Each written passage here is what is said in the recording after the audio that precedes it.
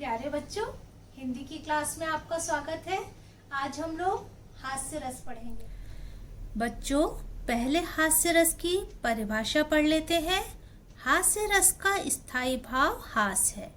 किसी की वेशभूषा, वाणी, चेष्टा अथवा विकृति को देखकर हृदय में जो विनोद का भाव जागृत होता है उसे हास कहते हैं। यही हास नामक स्थायी भाव जब विभाव, अनुभाव और संचारी भावों से पुष्ट होता है तब हास्य रस की उत्पत्ति होती है। अब समझते हैं। मैंने पहले ही बताया था हर रस का एक स्थायी भाव होता है, तो हास्य रस का स्थायी भाव हास है। किसी की वेशभूषा मतलब जो उसने कपड़े पहन रखे हैं, या फिर वाणी इस तरह से बोल रहा है, या फिर चेष्टा जो कार्य कर रहा है, अथवा उसकी विकृति मतलब विकृत आकृति को देखकर जो हृदय में हंसी सी आती है, जो इस तरह का भाव जागृत होता है उसे हास कहते हैं। और यही हास नामक स्थायी भाव जब विभाव, अनुभाव व संचारी भावों के संपर्क से पुष्ट हो जाता है तब हास्य रस की उत्पत्ति होती है। विभाव, अनुभाव और संचारी भावों को आप रस और उसके अवयव जो वीडियो मैंने पहले बनाया है उससे देखकर बहुत अच्छी तरह से समझ सकते हैं। अब उदाहरण देखते हैं। नाना वाहन नाना वेशा। शिव जी की बारात का वर्णन है। इसमें अनेक प्रकार के वाहन और अनेक प्रकार की वेशभूषा पहने हुए शिव जी के गण हैं। उनको देखकर वह से शिव समाज निज देखा। शिव जी ने जब अपने समाज को देखा तो उनको हंसी आ गई। को मुखहीन, किसी के मुख ही नहीं है। विपुल मुख काहू, किसी के बहुत सारे मुख हैं। बिन पद कर को, किसी के हाथ और पैर ही नहीं है तो किसी के बहुत सारे हाथ पैर हैं।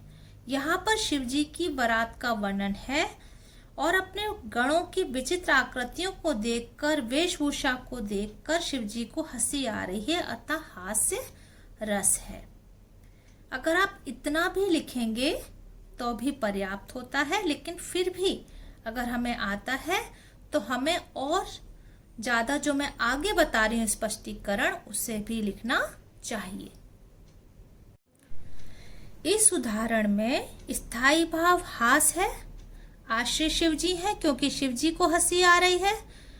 आलम्बन शिव जी का समाज, उनके जो गण हैं। उद्दीपन क्या है?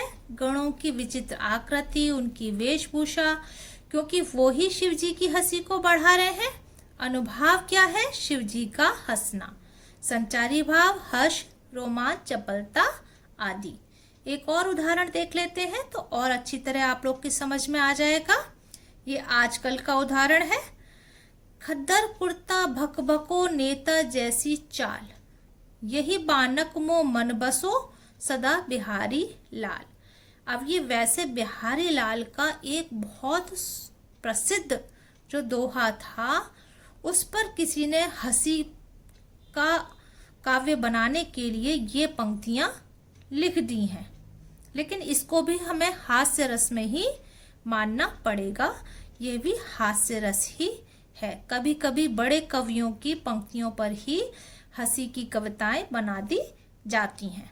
अब इसमें क्या है कि खद्दर का कुर्ता, भकभको माने एकदम सफेद चमकदार खद्दर का कुर्ता पहने हुए हैं। नेता जैसी चाल है और ये पानक, यही मूर्ति इस तरह की सफेद कुर्ता पहने हुए, सफेद चमकदार, वो मेरे मन में बसी हुई है। जबकि बिहारी जी ने ये कृष्ण जी के लिए कहा था कि वो मेरे मन में बसे हुए हैं, और यहाँ पर इन्होंने कह दिया नेताजी के लिए, तो यहाँ पर हास्य रस है। आशा है बच्चों आप लोगों को बहुत अच्छी तरह से समझ में आ गया होगा।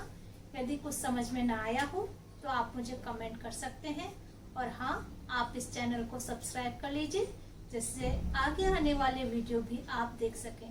धन्यवाद।